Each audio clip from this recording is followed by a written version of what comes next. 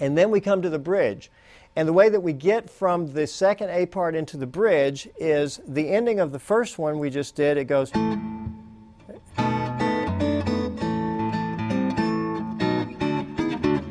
So instead of this part, on the second time through, we're going to do this. We're going to do E, G, A, G, E. And you may be familiar from a song about this same era called Green Onions. It was Booker T and the MGs. And Green Onions, every kid at that time had to learn Green Onions, and the chord changes were E, G, A. So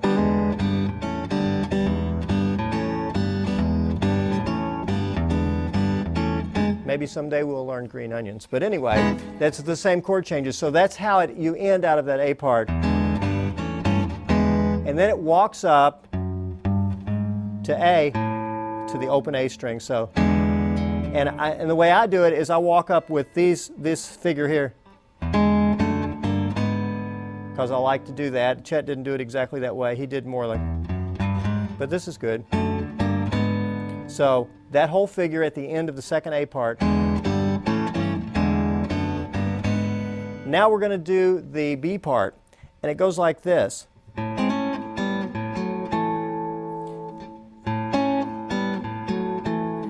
All of that melody is happening with the bass note on the A string and the melody notes on the third and fourth string. So, and then this on the second and third strings. So,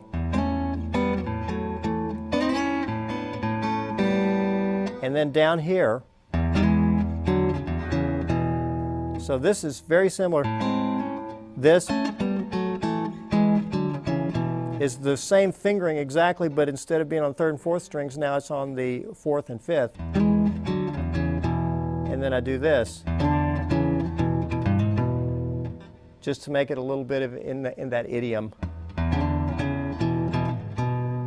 So the bridge.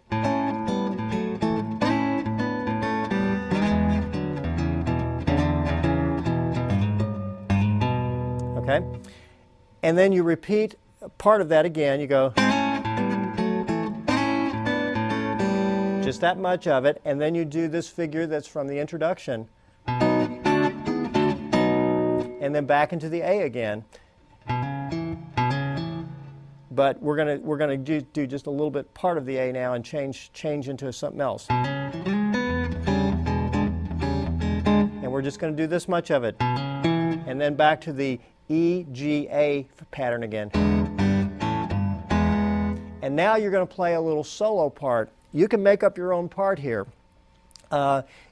You probably wouldn't play the one that Chet played when he recorded his version of this tune, because it was just sort of like, and it doesn't really have anything under it because he had a band playing along with him. So when I play this tune, I just put a solo there that's in the key of E, and it goes E, A, and B, and I play a solo kind of something like this, and I never worry about exactly the notes that are being played, because you just, do it a little bit differently every time. So I would play something like,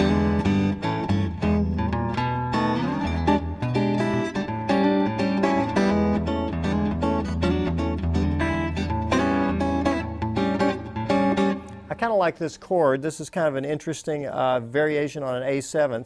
You can play an A7th like that, and then just put your finger up here on the 3rd fret, bar across those two, and you get this kind of exotic sounding that works in a context like this. So.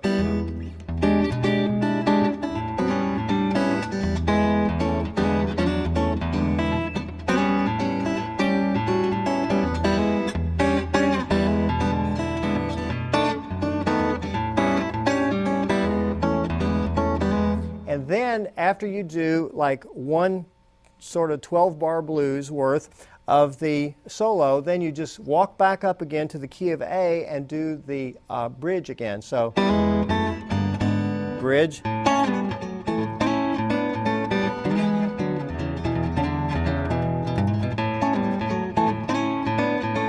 And then this part, as always. and back into the A one more time through and in.